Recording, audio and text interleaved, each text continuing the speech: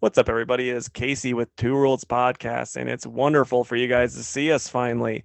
And with me, as always, is the deaf girl to my Kong. It's Jake. How you doing, buddy? I'm great, man. It's so nice to see your beautiful face while we do this. I know maybe we won't interrupt each other as much now. It'll still happen. More than likely, yeah. But hey, we thought we would, you know, try the whole YouTube podcast thing out too. So if you guys are like, man, I hate Spotify podcasts or Apple podcasts, check us out on YouTube and you can see our faces. Because, And you could see the all of my Godzilla collection that I post right in front of, but you can't see anything, even though I have the best, according to Amazon, the best webcam for OnlyFans that you could need, and I feel lied to. Man, do I hear a Two Worlds podcast only fans coming? I mean, if the audience wants it. Well, on that note, let's get into some news, huh? Sounds good to me, man. All right. We've already So, interrupted each other like yeah, twice. I know. Go ahead. Black Adam started filming. Not much else to it, but they actually finally are. This movie's actually happening. It feels like it's been in the talk, like in the works since like 1983, and it's finally getting done. So that's I guess exciting. Yeah. I mean, I do want it to be a thing. Yeah, this just like maybe it's just the fact that like we've been talking about it for forever, like for at least 10 years. And I'm not exaggerating on that one. And it's just like, I mean, it just feels like it's like when you get like a project that you have to do for school and like you have all this time to do it. And then like out of nowhere, like, oh crap, my project's due tomorrow. I got to get it all done right now. And that's why like we're getting all these castings one after the other and like, everything done really quick. So, I mean, like, I hope it's going to be good, but Because I the think it's going to release be, is like July of next year, right? yeah, I think so. Okay. Well, we'll So, see. yeah. I'll start with a small thing. I saw today that there was an auction for Amazing Spider-Man #1 and it sold for $17. But here's the thing. What you actually got, and this was advertised, was the bottom right corner of the cover. I mean, you get maybe like an inch of the cover. Yeah. So, I mean, I guess if you have the $17 and you're like, well, it's still like a piece of the book, you know, more power to you. I like to think that the person that got it actually had, like, it's been slowly piecing together the, things. He's like, this is all I had left. I've completed it. Now it's just time to work my puzzle and magic. And he's like putting it all together really quick and then resell it for the same amount that all the pieces, Right. cost separate. Oh, and while I'm thinking about it, I just wanted to shout out my friend Allie, who actually got Casey and I these Yeah. awesome Two Worlds podcast shirts that we're wearing. We thought we'd wear them for this first amazing video podcast. So thank you, Allie. What on earth was that? I hit something on the old mic stand and it scared me, so I don't know. I could tell. All right, anyway, on to the next bit. Yeah. So Netflix is allegedly making a live action Gundam movie directed by Jordan Vogt Roberts, and Brian K. Vaughan is on screenwriting duties. And for those that don't know, Jordan Roberts, he directed Kong Skull Island, which is probably the best made MonsterVerse movie. So that should be exciting. I mean, he's like, I don't know how the heck, because he seems like the biggest nerd on Twitter. I follow him and stuff. It's just like he got Kong Skull Island, he's doing Metal Gear, and now he's doing this. It just seems like this has got to be like his literal dream job. Like he's just getting everything he wants, and it's awesome. Good for him. Absolutely. And to get Brian K. Vaughan to agree to screenwrite, like, come Yeah, on.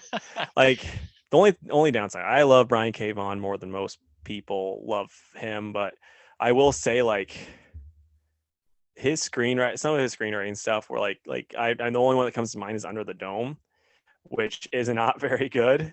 I don't know if you've seen that show, but Nope. it's based off like a Stephen King book, and I guess people that read the book really didn't like it, and I watched it, and I was just kind of bored. But it's just like this big dome appears over this town, and they're stuck in the dome, and it was just like I'm like, whew, I'm watching this for you, BKV, watching this for you. Well, I mean, let's compare that concept to Gundam, which I'm Yeah, not even like a huge Gundam fan, but I would definitely check this out. yeah, and I'm gonna check it out 100%. But at the same time, like there's a lot of Gundam out there, and I remember watching a lot of it on Adult Swim, and a lot of it's bad. Yeah, I watched a lot of it on Adult Swim too, but I had no idea what was happening. Yeah, I like was just like, oh, robot fights in yeah, and then space.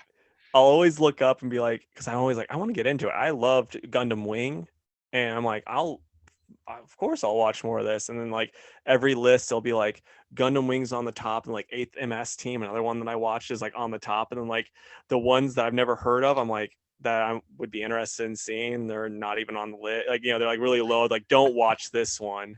I'm like, oh man. I say go for it anyways. Why Well, not? it's just like I don't want to like I don't like reading cartoons that often.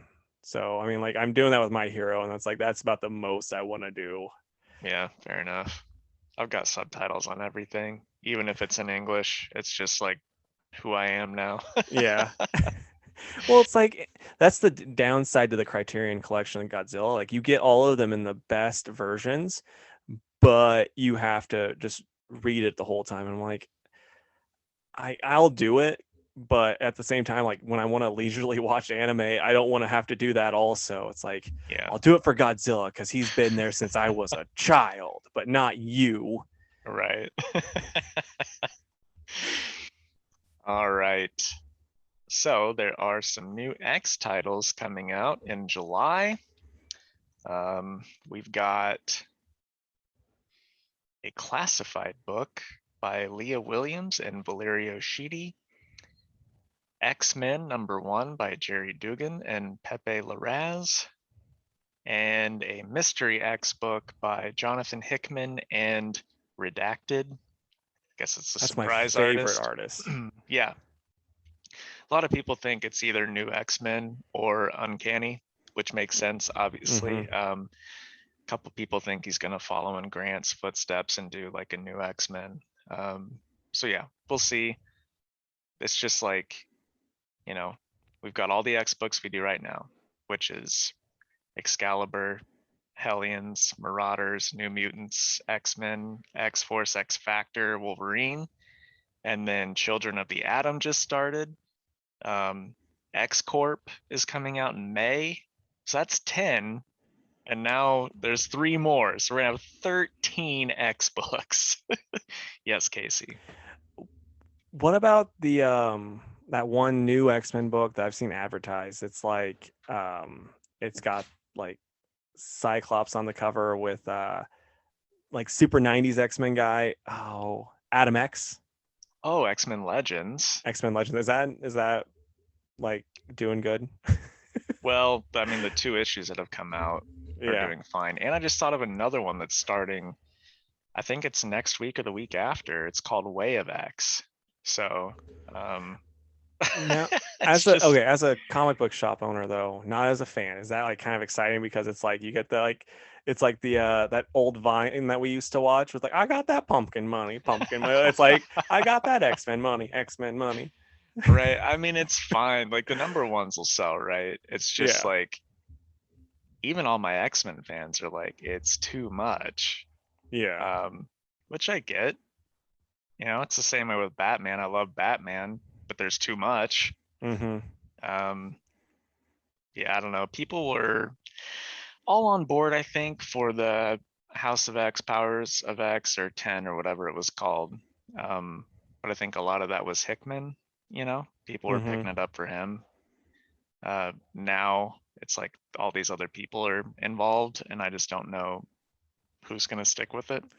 The one plus side, at least from the things I've read on Twitter, it's like it seems like at least with Leia or Leah or how is her name, she works pretty closely with Hickman. So it's like it's not like where sometimes Marvel will do this thing and DC does it too, where they'll be like, yeah, we have, this guy heading everything up, and then we aren't going to have them communicate with the other people at all. So the story won't be connected. Like that's like my problem with Future State, where it's like nothing seemed connected at all, even in the Right. Batman books. Like at least with this, it's like, yeah, it's all going to be a part of Hickman's main plan, and everything's going to work together, that way.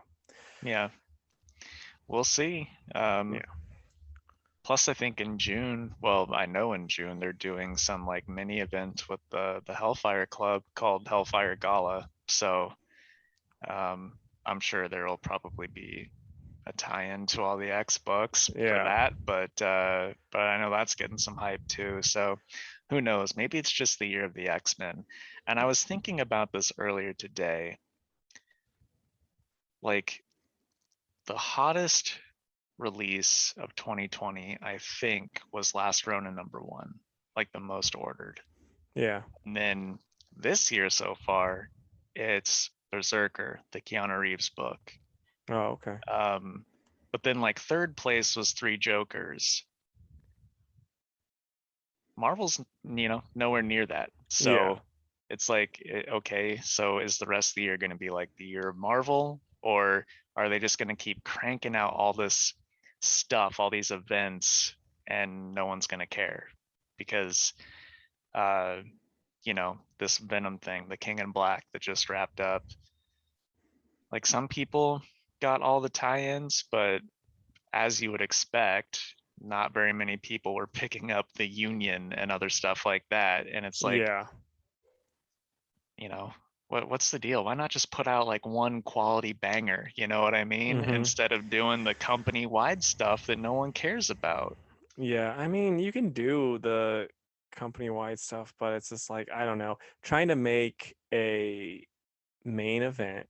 And I actually enjoy King Black. I'll talk about the last issue and stuff, but trying to talk about like trying to make the main, like it's like world-ending thing be based around Venom. Like I like Venom, but that's like trying to make an Avengers book where Moon Knight beat them all make sense. It just doesn't work. Yeah, I know. Yeah, I don't know. I feel like they've got to change it up, or it's just gonna be like the same mediocre stuff that doesn't sell, Yeah. you know? I think they don't, maybe they might not even care. They might just be like, well, let's just keep working towards the movies and introducing these movie characters and making money that way. I don't know. Like I want to think that they don't care and they'll put out whatever just to have it out there. But Yeah. I mean, thinking back to like 2015 or 2016 when that good Black Knight book was out, they canceled that and it was outselling Moon Girl by so much. And Mm-hmm. we already know why Moon Girl stuck around longer. But uh, it's like, well, what's the deal there then? I don't know. There's just we don't know what they're doing behind the scenes and we'll never know. It's just kind of thought provoking. Yeah. And then my last bit of news. This was a slow news week in my opinion. I didn't get too much, but Yeah. Mondo is set to release Tom Hulkenborg's score for Zack Snyder's Justice League on on 7 180 gram vinyl discs, which it's like I have been a vinyl snob in my time, and there was nothing like even at my snobbiest, I hated like when I'd get like a vinyl and it would be like, oh, this is like a 4 disc vinyl for one CD, and it's like, oh, cool, I can listen to 2 songs, get up and turn it over, and then get the next. It just bothers the heck out of me when that happens. So I wasn't gonna get anyone. I'm not a big score guy, but even though it was a fantastic score, but yeah, that would be a hard pass because I don't want to keep getting up and I like to sit and like read while I listen to records. I don't want to get up and be like, well, time to turn it over.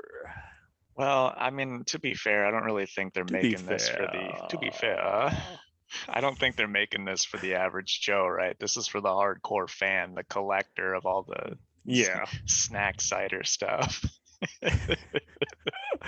uh, yeah. But my last bit of news So DC announced some of the creative teams for the round robin books, and it left me much less excited.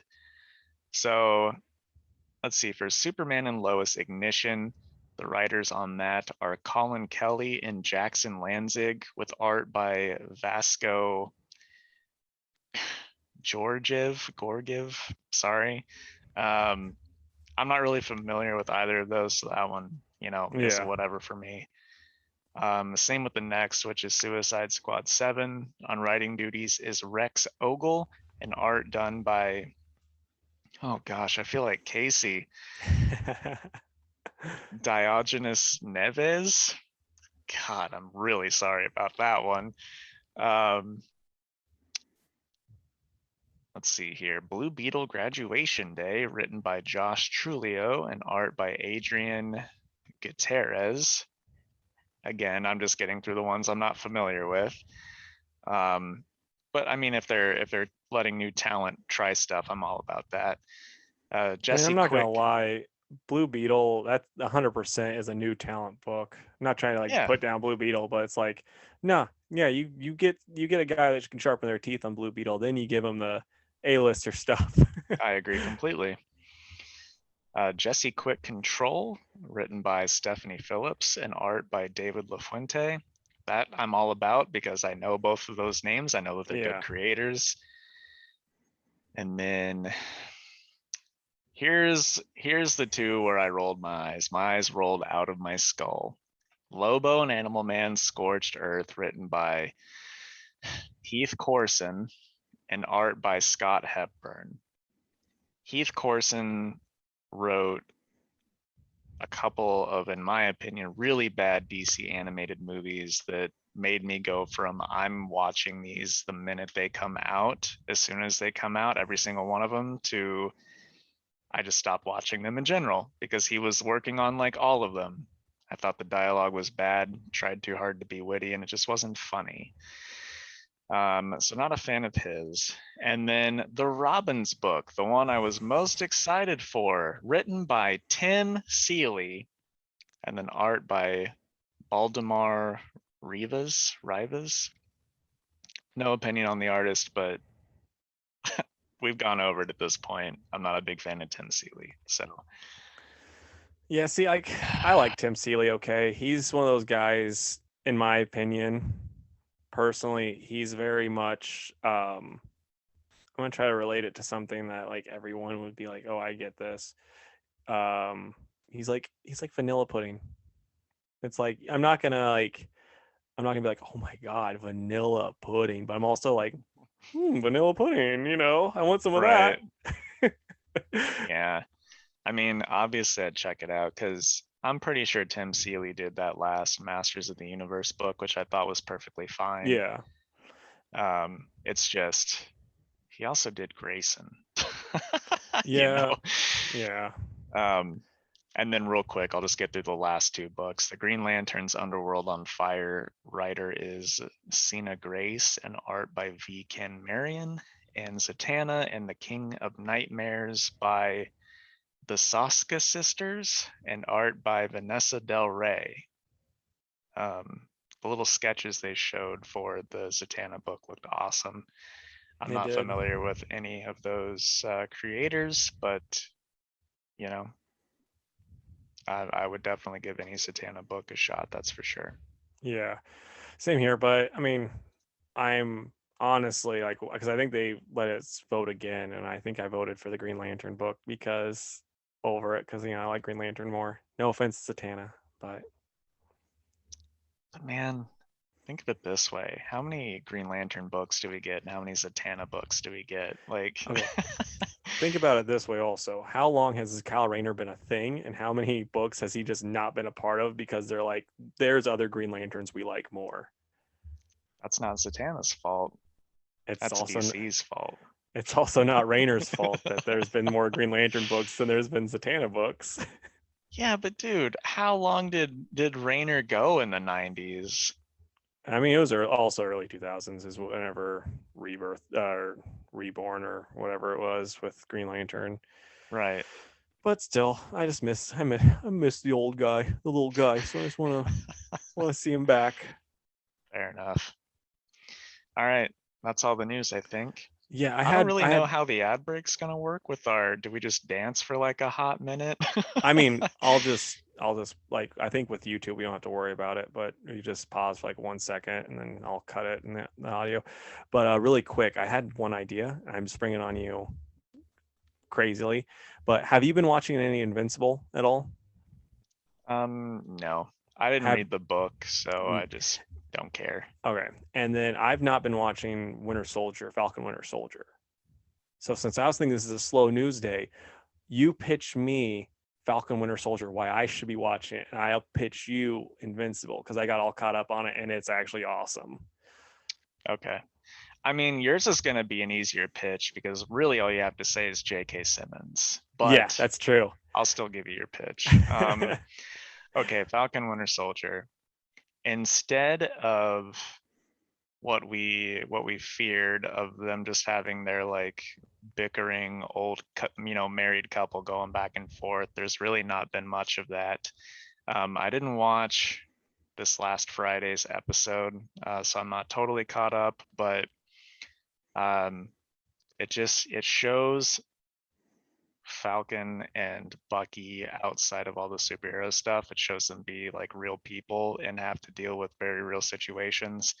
Um, and a really good question that gets brought up is like, how did you guys like, make any money? Like, was Tony Stark paying you guys, or do you just have no money right now? And I won't spoil why that's an issue, but I thought that was pretty interesting. And then, man, Bucky's having a really hard time with Steve being gone, and both of them have an extra hard time with John Walker becoming the new Captain America, and John's trying really hard to work with them, and they're just not having it, and that makes a really interesting dynamic. So it's just not what I thought it was going to be, which is great because that means I like it a lot more. Yeah. So, and honestly, I think you'd probably dig it. Right on, man. I really want to. It's just like I don't have Disney Plus, so I'm like 100% mooching off my sister with it, and I forget that it's like the app is even on the TV. So that's the main reason why I haven't watched it. But so yeah, with Invincible, you got like a really good voice acting crew. You got, like you said, J.K. Simmons, Stephen Yun, Gillian Jacobs, and then like also the guy that was Lex Luthor and Mr. Krabs. He's like every monster in that Clancy show. Brown. Yeah, it's like their budget kind of for like voice acting is like kind of like went to him. They're like, okay, you're gonna have to do everything else, man. But other than that, like then the art's kind of like not the best at times, but then like because it's like some of the stuff it's clear they saved it for the action. Like I'm not gonna spoil what happens because I didn't know anything about Invincible. So when this happened, I was like, oh my god, what the heck? And there's like this big fight scene, I think in the first episode, and they like that's where like all of their animation budget went, and it's incredible, and like all the different stuff that happens, and like it's basically like Superman's powers with Spider-Man's personality, and his dad's J.K. Simmons, and like that's how J.K. Simmons is normally powered, so it makes sense. And yeah, no, it's really really good, and yeah, a lot of fun. I'd highly recommend it. Wait, like with the first episode, just watch till the end of the first episode. If you're not hooked though, you're not gonna be hooked at all because like that. But that into that first episode, yeah, I my head exploded. All right. Well, I mean, you made it sound interesting enough to at least check out. The thing was, it's like they did like 100 and some episodes, right? There's like 12 like large hardcover volumes out there, and it's Yeah. like, man, I'm not gonna read this, and I probably should before I watch it. But then I'm like, everybody that's coming into the shop talking about it is saying that they're doing an okay job of adapting it. So it's like, well, then I could just watch it and not have to worry about reading it. Well, I mean, with the first episode, even Kirkman wrote it, Oh, okay. and so yeah, he's got like a big. I'm not gonna lie, I'm not like a huge Kirkman paid no matter, so I'm fine with that. But yeah, so he's like with him being like one of the head producers on it, that helps a lot because it's going to be Yeah. better this way. Yeah. Right on. Okay. Well, I think now we will take our ad break and we'll come back and talk comics. So we'll be right back. All right.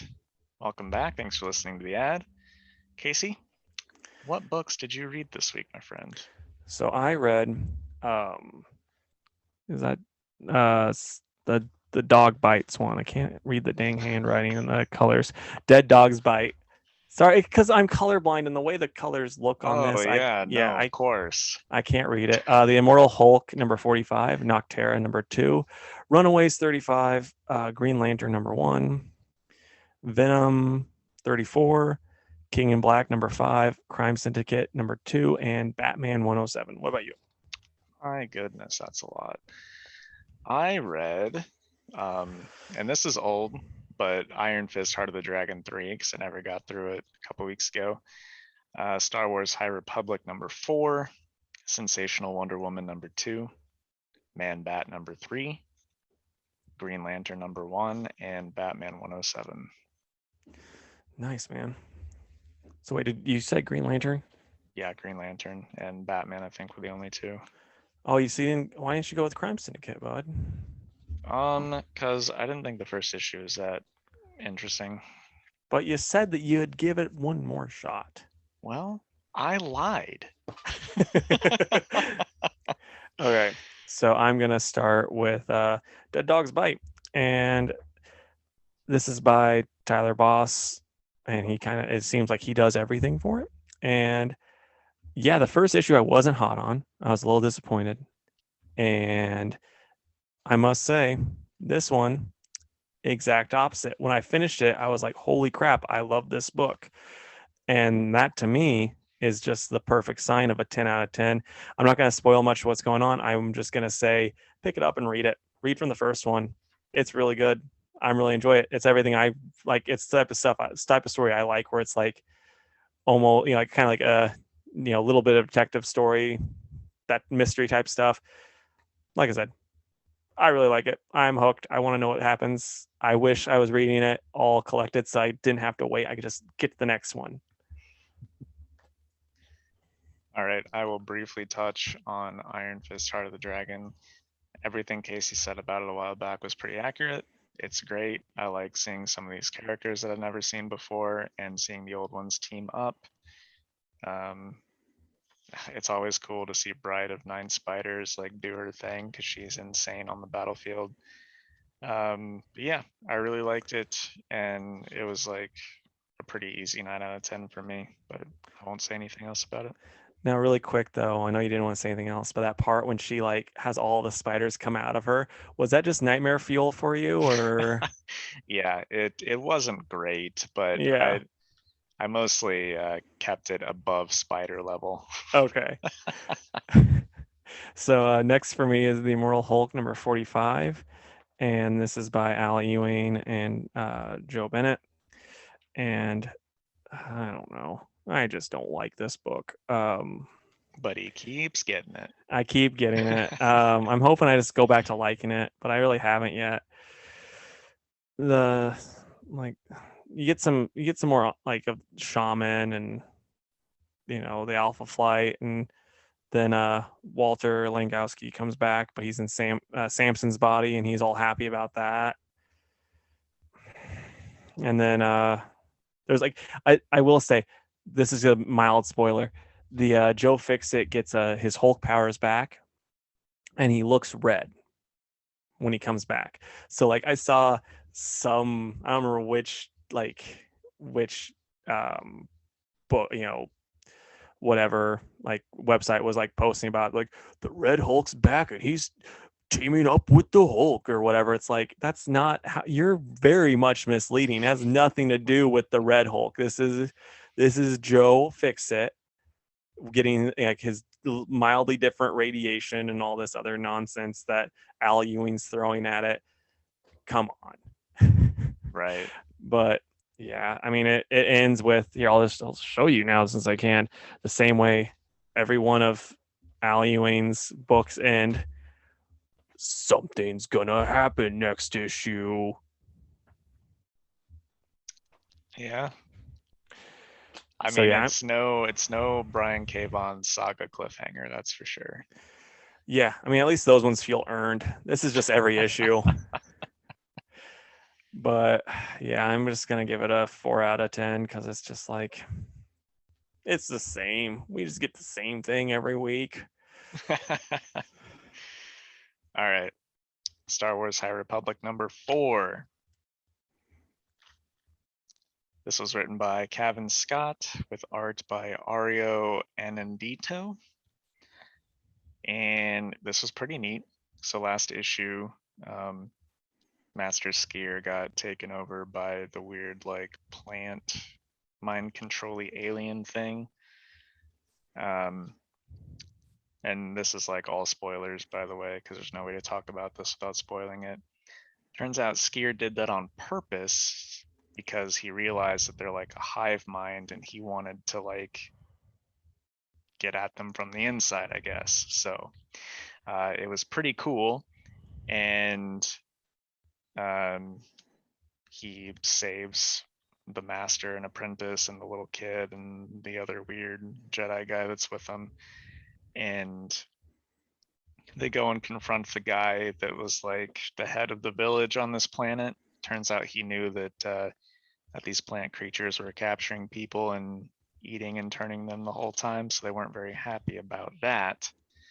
But while they're talking to him about that, their Jedi space station was like, "Hey guys, we've got a bit of a situation here," and it turns out that the dead hut that they found in like issue 2 had been infected by this thing, and it came back to life and was starting to take over the starship with some like, I'll show you this, some Gamorreans riding Rancors, which looks pretty awesome. That does look pretty awesome. Yeah. So the only thing is like when they were attacking some of the plants that were trying to like kill Skier for infiltrating them, Skier was also getting hurt because he's connected to them with his tree arm and like being part of them. So um, don't know what's gonna happen, but I really liked it. It was super fun. 8 out of 10. Nice, man. I always ask you, but is this feel like at least with Disney buying Star Wars, is it nice having like good Star Wars comics again? Because it's like you weren't reading them really when they were Dark Horse. So like, Not are until you like, after the fact, which is such a shame. yeah, Um, no, I think it's cool. The thing is I hear that the normal Star Wars book is really good, and I've read some of the Vader over the years, and then what I read was good, and people really like that Vader book. But my favorite ones have been like the mini series, and I yeah, wish that that is just what they did for mm-hmm. everybody, because it works better that way and sells better, I think. But yeah, I think it's fine. The comics are fine. I wish that some of that continuity from the Dark Horse stuff carried over and that they explored some of those characters more. But, you know, everything we've gotten so far that I've read, I've enjoyed for the most part. Well, I mean that's good at least, man. Yeah. Okay, so next up is Noctera #2 by Scott Snyder and Tony Daniel. And I'm just gonna say this: there's times with Tony Daniel's art, especially when he's doing like DC books, where it's like I think it's just because he's rushed or something, but it just does not look near as good as what like prime, like, oh yeah, I'm really giving it my all, Tony Daniel. And that's the joy of like you can tell he's getting a lot of money, like a lot of like he's putting in the work that he knows he's getting paid for the work he puts in.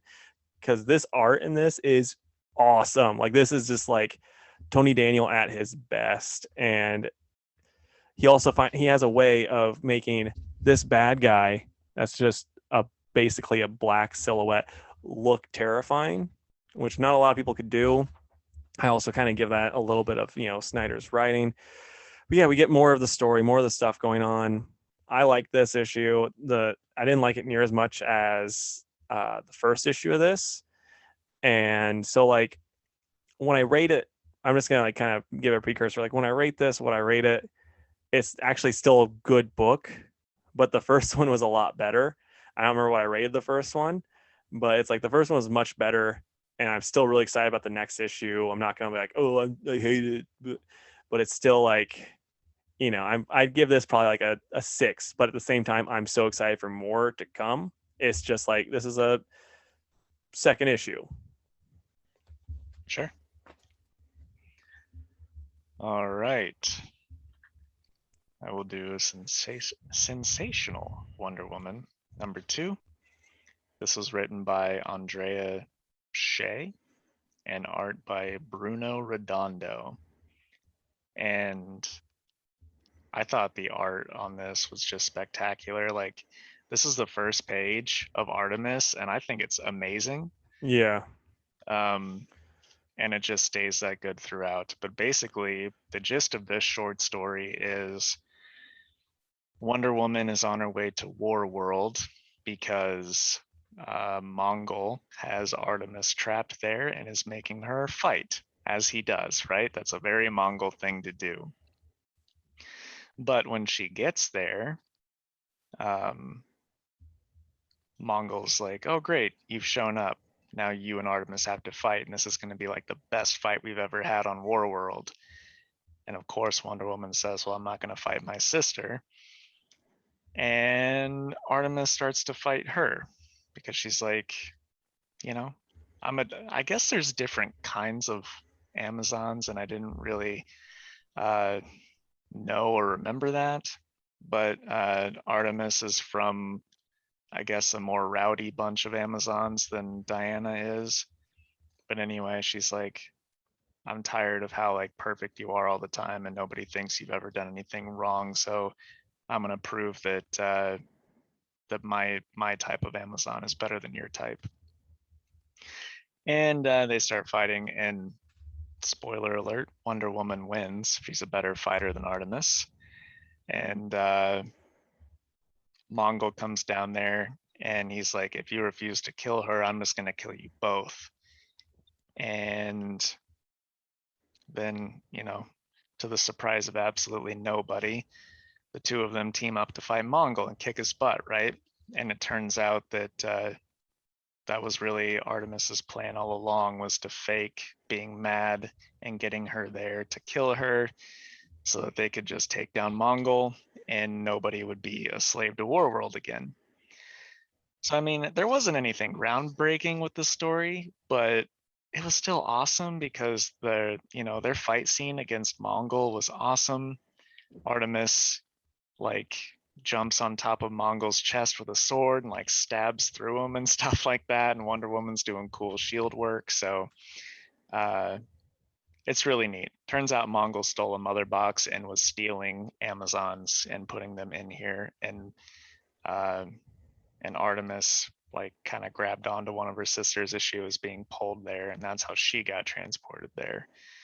But her distress signal was picked up by Wonder Woman and they were able to save the day.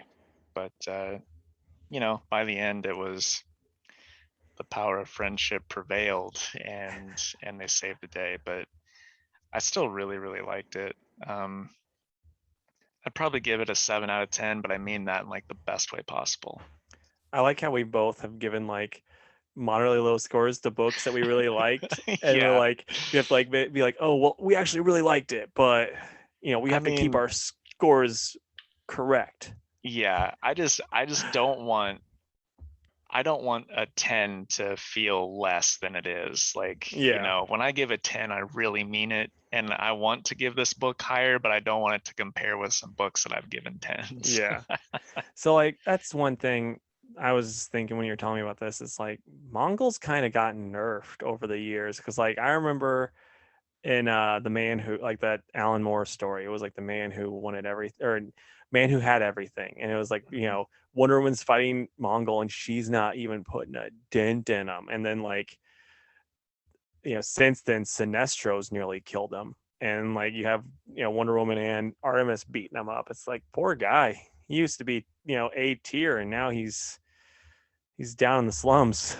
Yeah, I agree. I don't like the nerf because we kind of need some bad guys that aren't dark side but are still like a threat to the league. Yeah. And I think he's a pretty good threat to the league when he's written to be that way. And wasn't the whole point in What Do You Get, the Man Who Has Everything, that they had to snap Superman out of it so that he could beat Mongol? Yeah, and like Wonder Woman was just because it's basically the like they did such a good job with the remake on the Justice League cartoon. It's basically the same exact thing. Wonder Woman is just there to hold him off so Batman can try to save the day. Like the only difference is Jason Todd's there too, and it's a Right. little bit more gruesome. Like that's the big difference. Yeah, that's a great story. I love that It story. is. And then Runaways 35 would be my next, and this is by Rainbow Rowell and Andres Genolet. I nailed that. Um, but yeah, so it just picks up where the last one left off. You have this like really powerful like mutant girl that can make all these different things, and they kind of basically talk her into going into Krakoa with Wolverine and the fairy girl, Pixie or whatever. And The fairy girl. and like the one plus side is like Wolverine. I complained about him in the last issue where he just didn't seem very Wolverine, but this time he actually really does. Like she did a really good job of writing him in this one, and like there's one part too where like Chase is going through all of the different reasons why they'd be like terrible parents to keep Molly, like all the different things that they're bad about, and how like you can't have her though, blah blah, like we'll fight you for it. And then he's just Wolverine just kind of stares at him and he's like, seems like she's in pretty good hands to me, and just walks away. I'm like, that's yeah, I can see that, being very Wolverine. And so then you get a little bit of Carolina and Nico drama because she's got this staff that basically like every time she uses her powers it takes away some of her soul. Nico does. And so Carolina is like trying to like get like stop it, you need your soul. And then like Nico's like, but I need my powers too. And there's that whole drama. And yeah, it's like I said, this, like I say every week with this book, it's very important to me because these characters matter to me. But if you're not invested in them, I think it'd be kind of hard, like as an almost 30-year-old, to get into this book. But I'm gonna give it an 8 out of 10. I still really like it. It's still like I said, they get the characters right, and that's all you can ask for from this book. So I really really like it, and the art's great. All right. Next for me is Man Bat #2. It's written by Dave Wildgaz and art by Sumit Kumar. All right, so the issue starts off and Man Bat is like tied and taped to this couch, and Harley is playing psychiatrist to him. She's like, look, I don't think you're a bad guy at all, but I think we both know that there's not really a way that you can fix what you've done. But while all these other people have given you like second chances, I haven't yet. So I'm not going to take you in with the squad. I'm going to set you free and give you one more go at righting this wrong that you've done, which, if you don't remember, was deafening a bunch of people permanently in the first issue.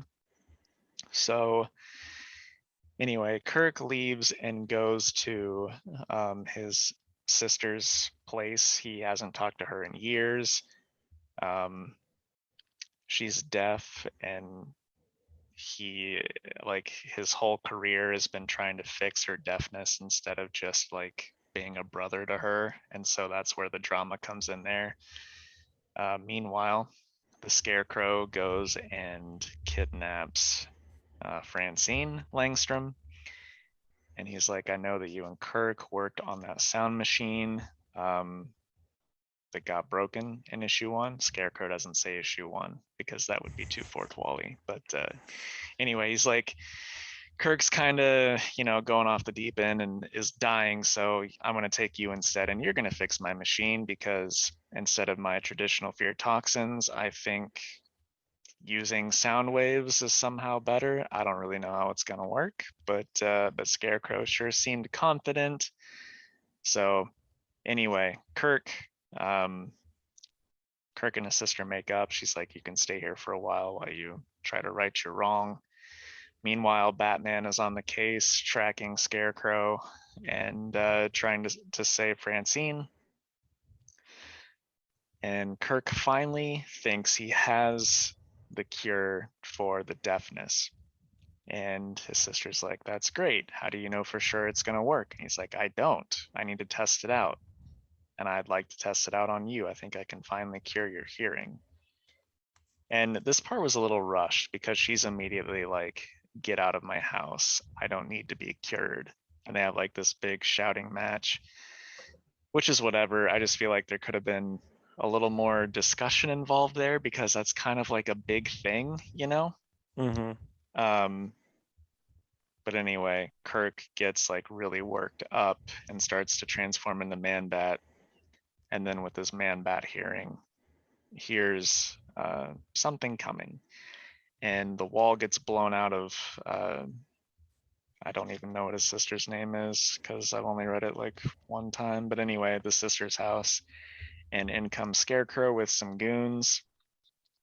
And yeah, he's like, you're dying, but I've got your wife. So before you die, you're going to help your wife fix my machine so that I can take over or do whatever he's going to do. So he puts them both under like an altered version of the spear toxin where they see what they want to see instead of their nightmares. And they're just in a lab happily married. So they're just working away on this thing because that's really what they both want deep down inside. And they don't know, any better. And that's just kind of where it ends. We see them in their little fantasy world, and Scarecrow is monitoring them from another room. So it's a pretty neat book. Each issue gets a little more interesting, and I am very curious how this is going to wrap up in the next two issues. But I think it's a pretty neat idea. So I'm a big fan of this book and this series in general. I'll give this one like an 8, I think. So I'm just gonna one thing that's kind of silly when you said like he and his sister made up. At least we're gonna say made out. And I was like, what type of book is this? And then another stupid thing that just kind of popped in my head, like how funny would it be if like Scarecrow's big plan was just to like basically have them make a big boom box and then they play Monster Mash. He's like, isn't this spooky, guys? And Batman's just like, what? And just beats the crap out of him. Seeing Batman beat the crap out of him would be the only way I'd be okay with this book. Yeah, like he just Batman just like he gets his whole plan. Like Batman's like, no, and then that's just monster. He's like, I was working late in a lab late one night, and he's just like, Batman's like, and Scarecrow's like, aren't you scared? And now it finally makes sense why DC hasn't given you a call back yet. I think you mean it doesn't make sense. Okay, so next is Venom, and this is by Donny Cates and Evan Coelho on the art. And so yeah, you get Flash Thompson as a dragon fighting other symbiote dragons. You get Venom coming back, Eddie Brock coming back to life, getting his symbiote suit, and then he gets the Omni power or whatever again, and then also Flash Thompson comes back to life, like in the normal universe, like in his body, he takes back over his body, which like what I never understood in comics when this happens, it's like if he was, if his body got put in the ground, he probably got embalmed. Like that's not going to be good when he wakes back up, like they did a lot of stuff to him to kind of get him ready. So it's like maybe he was an organ donor too. So like he doesn't have any of his organs, he's going to die again real quick. But yeah, so I mean, this is one of those things where I read it and it's a normal sized book, but it felt like it was 3 pages. I really loved this issue. I thought it was fantastic. I'm giving this a 10 out of 10. When I move on to King in Black, I'm not gonna be as nice to that one. Well, I only have the two we read together, Oh, but okay. I just want to say before you get into King in Black, I skimmed it just to see how everything wrapped up, and I don't know how else it could have wrapped up, but I didn't hate what I read, so I'm Yeah. I'm curious to hear what you have to say about it. Okay, so King in Black number 5. This is by Cates and Stegman, and you have Silver Surfer who can turn his surfboard into a sword, which I didn't know that was a thing. But yeah, he does that, and then like Venom shows up and he's got the Omni power stuff, like the like Mr. Or Captain Universe or whatever, that thing. And he shows up and this is like the funniest thing to me because Thor's there and Silver Surfer with his swords there, and he's like, and then Thor's hammer comes to him, and then Silver Surfer's sword comes to him, and he's like, and he smashes them together. And you know what a sword and a hammer make together? When you combine them, do you have a guess? What is it? A battle axe. Ooh, so 90s. I know, like that's the thing. It's like, as a 90s kid, you get Venom, cosmic powers, and a battle axe. I'm here for it. Don't get me wrong, it's stupid. Like I talked about how much I loved Kong versus Godzilla. This is very much the same thing where it's like, I know it's not that good, and it's stupid, but it's pretty cool too.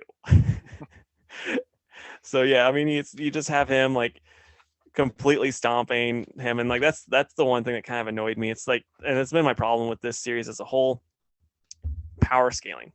That Omni power has never been this powerful. Like they made King in Black Null way too powerful to begin with, and then like now when anyone else can like really take it to him, and they're not like, like if he would have been like, oh, now I have Galactus's power, then I'd be like, okay, this makes sense.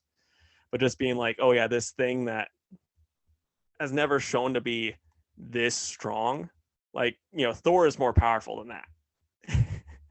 So then, and he's so powerful now that he can just take Thor's hammer. He's like, mine. Like, that just is stupid. But Yeah, yeah, as a he Thor mega fan, that kind of hurts. but then there's one part that just I loved so much.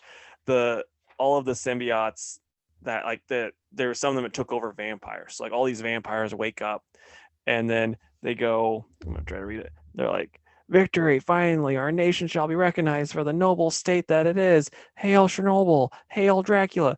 Did you? And then it's like, did you really think we would let you walk away, Daywalker? And it's just, they're trying to fight Blade, and he's like, honestly, I was kind of hoping he wouldn't. He just keeps killing all of them, and then it just goes to like it turns out to be daytime, and they all die, and I'm just like, I don't know, like I feel like I was missing something with that, because it's just they all just kind of wake up and they're like all happy, and then they attack Blade. I'm like, I read this series, I don't remember much going on there. But yeah, like it's a lot of dumb, stupid fun, and it's like they did it smart because he doesn't keep this, basically godlike power. He goes back to his symbiote, who very much in both this and Venom are written, it's written very much like a bad romantic comedy at times, because they're like, we'll find each other. We know, like, and it's like, I'm like, this is pretty weird, guys, but okay. But yeah, all in all, I give it an 8 out of 10. It's dumb. It's fun. It's just, it's 90s. Yeah, I feel like this was however old Donny Cates was in the 90s, this was his dream. And he Yeah. just grew up and made it happen. I mean, that's how I feel like the God, like King of the Monsters and Kong versus Godzilla was too. So it's like, yeah, that's cool. I'm down with it. Yeah. Now, Crime Syndicate 2 of 6. So yeah, you have a bunch of Starros attacking, and it has kind of different things, and then yeah, it's the crime. It's kind of basically the Crime Syndicate, how they get together, and this is a lot better than the last issue. I liked it a lot more. Then Of you also course it get, is. yeah, and then you get Owlman's kind of like basically how he became Owlman and all that stuff. And like I said, I liked it a lot more. I think I give the last issue a 6, and I think I'm gonna give this one an 8. I liked it. Like I said, I didn't have the highest expectations. I was ready to drop it, and this kept me around. So yeah, it's pretty good. Oh, and it's by, I need to get the names, um, Andy Schmidt and Karen McCown on the art. Okay. You ready for our mutuals? Yeah, you want to start with Green Lantern because we'll both. I mean, I already know that we'll both like Batman a lot. So, Yeah, let's do it. okay, so this is by Jeffrey Thorne with Dexter Soy and Marco Santucci on the art. And what's your initial thoughts, man? It was fine. I Yeah, mean, you know, I the one thing that really sticks out is like when I'm reading Ninja Turtles and Raphael is a jerk the whole time, I don't mind it. But Teen Lantern just got to be too much. yeah. No, It's I mean, just it's just her yelling and yelling and yelling, and it's not likable. So yeah. That's my main problem with this book. It's like I went into this not liking Teen Lantern, and I was ready to be like, well, maybe I'll be wrong because I went into you know um, Justice League, whatever, Odyssey, not really caring about Jessica Cruz. And now I love the character and I'm mad that she's not in this. And then like Simon, when I first read him, I didn't like him. And then now I'm like, yeah, I read him in that Green Lantern big book. I'm like, yeah, I want more Simon too. And so I was like, yeah, I'll probably like this character later on. And like as I'm reading, I'm like, no, she's awful. yeah, I don't understand like bringing her in from Young Justice and making her the focus because John or Guy or Kyle could be the focus. Um, or Simon or Jessica. Like, Or Hal, he's never been the focus of a Green Lantern book. yeah, I know, right? Well, we knew that wasn't going to happen based on Yeah. what we knew about Jeffrey Thorne. Um, you know, John was cool, and I thought Simon was cool. They were both pretty well written. Um, and I kind of like the idea of all these alien races getting together to decide to like be peaceful or like a UN type situation, right? Mm-hmm. And there was a sort of, well, will they or won't they allow the lanterns to be a thing here? And so all that was pretty neat. It's just a lot of this book, especially the first couple pages, was just like everyone yelling at everyone, right? Like, lanterns, everyone fall back. Then the next page, John, Simon, next page, lantern. It's like, just talk. Like I realize that there's like a big situation going on here, but the flow is just weird. Yeah. And then Um, and I hate too when they start with something big going on and then they're like, back here's what happened 2 hours ago. And then they go back to this and they like build up to this the crap fest that happened. I always hate that type of storytelling I hate because it it's just too. It could it's have used just too much. started. It could have just started on page 4 or whatever, Yeah. with John and Hal talking. I think the Thanagarian lady, the costume design is crazy cool. Yeah. Huge fan of that. And just the art in general, I think, is pretty good. Yeah, the art's great. And it's just there's like my only real gripe like that first thing is like it's kind of a gripe, but everyone does it, so it's just my personal preference. But Teen Lantern's a garbage character, and they need to do a lot more with her before I care about her. Yeah, same. I appreciate the mystery citizen who was telling John about this crazy magic creature. Like I kind of wanted some more of him. And Mm-hmm. then I also liked Sinestro trying to weave his deceitfulness in and have them vote the lanterns out. Yeah. That was cool. But yeah, I don't know. Big shocker there on the final page, right? So like I am interested and I do want to read a Green Lantern title, but if Teen Lantern doesn't change quickly, if there isn't character development pretty quick, I'm probably gonna drop it because it's just not worth it to me. I'm hoping. I mean, I think that they're going to be pushing Teen Lantern a lot, like because it's like the whole mystery with her glove. But I'm hoping she kind of like loses some of her importance in these next couple issues. I hope it kind of focuses more on Simon and John, because if it Yeah. does, this would be a banger of a book. Like it would Hmm. be a solid 9 for me if it was like just those two. But with Teen Lantern having such a big role, it weakens it a lot for me. So I'm gonna probably give it a 7. Okay, well that's nicer than me. I'm giving it a 5. Oh I wow. just could not get over how annoying the character Yeah. was. Should have stayed in Young Justice. Should have stayed never made. Yeah. All right, and then finally we've got Batman 107 that is written by James Tynion and art by the amazing Jorge Jimenez. So Casey, I will ask your initial thoughts. I really like it, and I mean, I again though this they do the same. He does the same thing in this one that I just complained about in the other one, where it starts off however you know long ago before anything else starts. But I love the art in this, and I'm enjoying everything that's going on, and I even like the backup story that happened in this. So yeah, Mm-hmm. it's pretty cool. Though I will say the one knock on the art, the last page with matches showing up looks an awful lot like Commissioner Gordon going out to a rave. Yeah, it really does. It really does. It's straight up Here, goofy. I'll just show it since it's a video podcast now. Like that's just Commissioner Gordon going like, yeah, I'm going to do some E. Right. And he picked this up from like a Tron Etsy store, right? Yeah, Like yeah, but it is cool. I'm curious what's gonna go on with uh Match. And then I really, really like Barbara being Oracle. yep, Like it's good stuff. I think that Jimenez draws her so gorgeously, and just the clock tower that she's in, I think, is really awesome. And clearly, she is like, everybody writes Batman to be so smart and whatnot, but she's doing the legwork here, and it's yeah. nice to see that.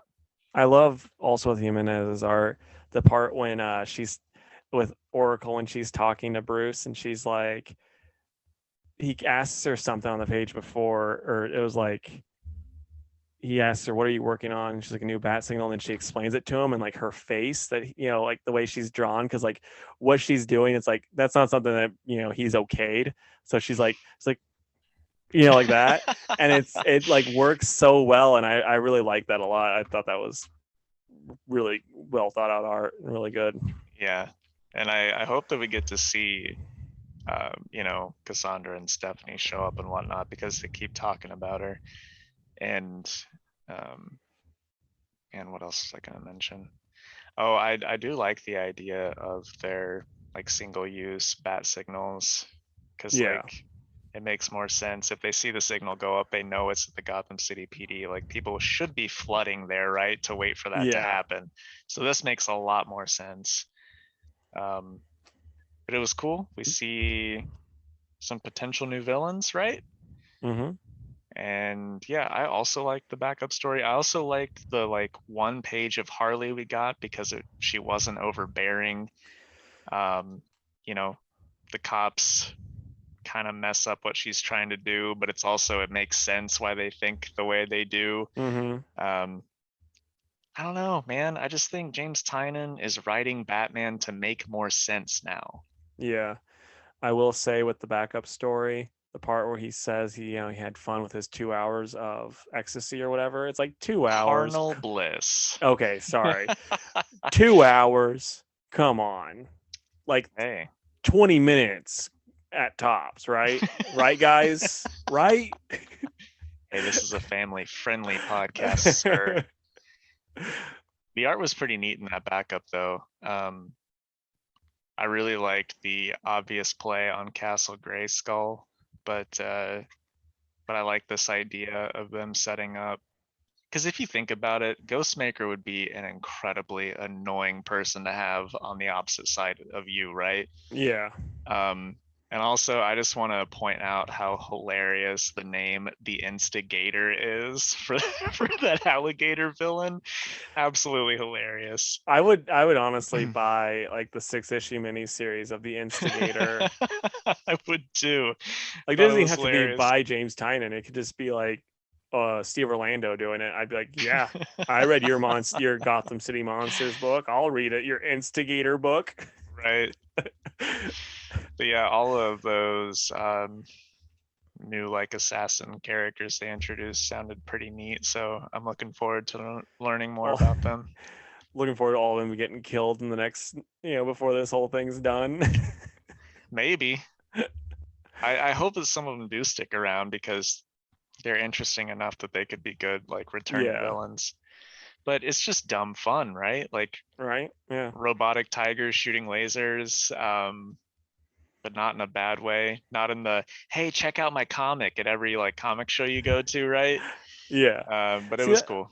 I had one thought with this, and it's like I know you can use sleepcast, so why don't bad guys ever do like cyborg tigers? So it's like, oh yeah, we can't just blow them up because they're an endangered species, and I would be the bad guy if I did this.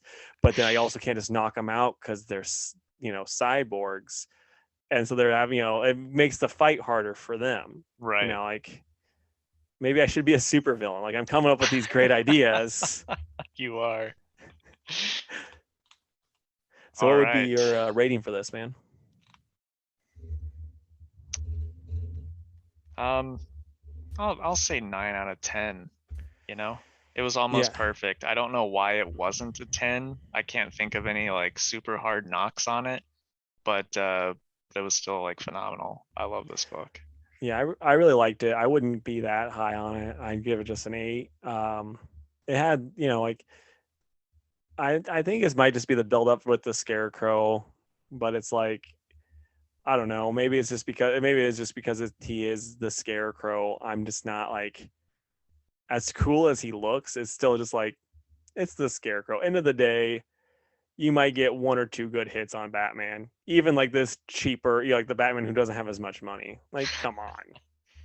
I know, but don't you appreciate some of these lesser villains too, though? I mean, if every single arc is like Bane or Joker, or some hard hitter, then like we're never gonna get another Mad Hatter or, Mr. Freeze or anything like that.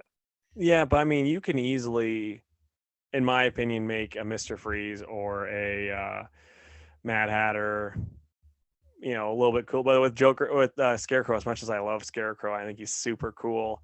It still always is like I'm gonna spray you with some stuff and get you all scared. And As so, opposed to spraying him with ice or spraying him with mind well, control technology. no, with the mind control technology, you can easily work that into, you know, people in the mayor's office or whatever, or the cops. And then with the others, it's always just like, my wife is frozen to death. I need to unfreeze her. Wouldn't that be ice if I could? Isn't the whole point to not unfreeze her? It's to cure her. Actually, though, he's not. I don't think he actually has any powers anymore. I think his wife's now the one that has powers. So Oh, okay. Either way, solid issue for sure. yeah, All right. Fantastic Four? No, what we're no, excited it's for what you're next excited week. for next week, man. Yeah, I was getting there. Yeah, you always just forget about it. For someone that owns a comic book shop, you don't remember that comics come out. Hey, I keep work and private life very separate, okay? Oh, okay.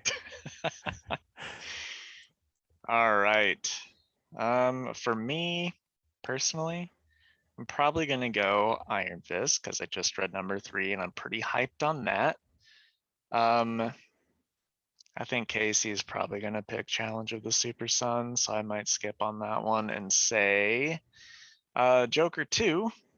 And then I'm gonna say Wonder Woman because while Thor would be the obvious choice for me, I really like that first issue of Wonder Woman in like Valhalla. So I want to see more of that. So I'm going Batman Urban Legends number 2. I really like the first issue. had some great stuff. Even though it's like a $30 book, it's still pretty sweet. And I'm actually not saying Challenge of the Super Sons because I don't plan on reading it. As much as I love the Super Sons, it's still like it's one of those things where I'm a continuity snob for the most part. And with them just being like, hey, here's this book that will have no connection to anything except for just make you sad that it won't ever happen in the main continuity anymore. Here you go. At And least I'm it's just Tomasi. yeah, I mean it's true. It's like, yeah, you're giving me a great team, but like Bendez killed this. He shot it in the head. It's dead forever, and I hate him for it. But the next one that I'd be really excited about would be Wolverine. I was like worried that I had missed it because I had checked the backlog of emails, be like, did I forget about Wolverine? Because like it's not I didn't get it, and this was the same time as I read this other book, and I don't know why I'm sounding like this. And so yeah, I'm really excited, like because I'm surprised by how much I love this book. And then the last one is this book called Ginny Zero that I didn't know was a thing until I was like, I saw a new number one and I Googled it. I'm like, huh, it's a weird new book about that's got kaiju in it. I'm game, so I'm excited to try it. I thought for sure you were gonna also say Spider-Man Spider Shadow, which is the new No, Zdarsky book. I didn't even know that was I forgot that was a thing too. Yeah, which it's supposed to be what if Peter Parker kept the symbiote or something like I that. remember reading the press release for that, Yeah. but yeah, Honestly, there's like a lot of good stuff coming out this week. yeah. Well, I remember my list. It was like, oh shoot. Alrighty. Now we can Mm, do Fantastic Four. now we can. So I've just been thinking to myself, what would be some good like omnibuses that haven't come out that you would be like, man, be sure sweet if I could get like a nice hardcover omnibus of this. Well, give me four of them that you'd be like, yeah, I'm gonna say Dr. Fate. They did do a really nice DC Archives one that I have. Um, and it mostly covers like his super, super early first appearances in more fun comics. But there's a lot more Dr. Fate than that from back then, and it didn't cover everything, so I would want a nice Dr. Fate. Probably the same thing for Hawkman. Because his early appearances were actually in he was a backup story in the Flash comic book. It's another reason why I'll never get his first appearance because it's also the Flash's first appearance. But just like an omnibus of all those, I think would be pretty neat, even though it would be so wildly different from what he is right now. I'd also love a Thundercats omnibus, preferably like the Marvel slash Star Comics run, because those are like, gosh, especially after the movie announcement last week, all those issues have skyrocketed. Thankfully, I've got a good chunk of them, but I would like that, or just any of the Thundercats runs, because a lot of those were either low print or I don't know, they're just hard to come by right now. And then either like a good Voltron or maybe a Robotech one, just because I guess I'm in the mood for 80s stuff that I love right now. So I'm gonna nice. go with those. What about you, man? So like my first two are pretty obvious if you know me, and the first one would be all of the Eric Masterson Thor. So like when he was Thor up to Thunderstrike, because like I have all his the whole Thunderstrike run, but that'd just be so sweet if you could get like that nice collected omnibus of that. So you get Thunderstrike and then also him being Thor, taking over for Thor for the little bit that he was, and then Thor coming back and him being like, well, I guess I gotta be even cooler than Thor and be Thunderstrike. And then the next one would be the Greg Pak, Fred Van Lint, Hercules run. It's one of my favorite comic series of all time. You try to get the trades right now off Amazon, you're looking to, put your house up for mortgage, like mortgage your house. That's the proper term for that. And because they're so dang expensive, like it's so stupid that they are. Because like I've bought them just digging through comic, long boxes at shows for stupid cheap, but they're hard to come by, and it'd just be nice to have them all collected so I could just read it that way. And then a weird one that I was thinking of, when I was a kid, DC would always do like this thing in the back of the books where it would be like, hey, here's what else is coming out this month that you can't read because you're getting all your comics from Walden Books, you peasant. And there was like Manhunter, which I was like, I don't know what this is, but I want to read it. And then like I think it was I told you about this before the podcast. It was like Breach. That was the name. Okay. Breach, which was it, I didn't know what it was, but they're like this super powerful character. You're gonna love him, Casey. Too bad you don't get to read this. And I was like, man, I would love this. I want to read it. So like they do an omnibus of all these like weird series that lasted like I think 5 or 6 issues. Just collect them all and be like, here you go. This is the Casey special. That stuff that he never got to read. I would be down. And then lastly, the omnibus of the Dark Horse Godzillas. That's all. That just kind of self-explanatory. Have it start with Charles Barkley versus Godzilla, and then have it, have the all the other stuff after that. Right on. That would be a fun one. All right. Well, I think that brings us to the end, my friend. I think so, man. All right, let's go through the closing plugs. Everybody can say it with me at this point. Except for If you what's our would. YouTube. Oh, we'll link it in the bio because this, Okay. this is brand new for us. Yeah. I'll add it for next time. Okay. So if you would, please go to facebook.com/2worldspodcast and give us a like. You can also find us on Twitter at 2_worlds_PC and on Instagram at 2worldspod. You can also email us at 2worldspodcast@gmail.com. And if you haven't already, we would really appreciate that you review us 5 stars wherever you're listening to this. We won't beg, but actually, we would beg. We would definitely beg, please. All right. And also, if you're listening to this on YouTube, watching us on YouTube, like, comment, and subscribe because that helps the YouTube algorithm and all that stuff. But we'd love to stay in chat, but we gotta go hang out in the center of the earth and eat giant bananas and stuff. Bye, Bye, guys. guys.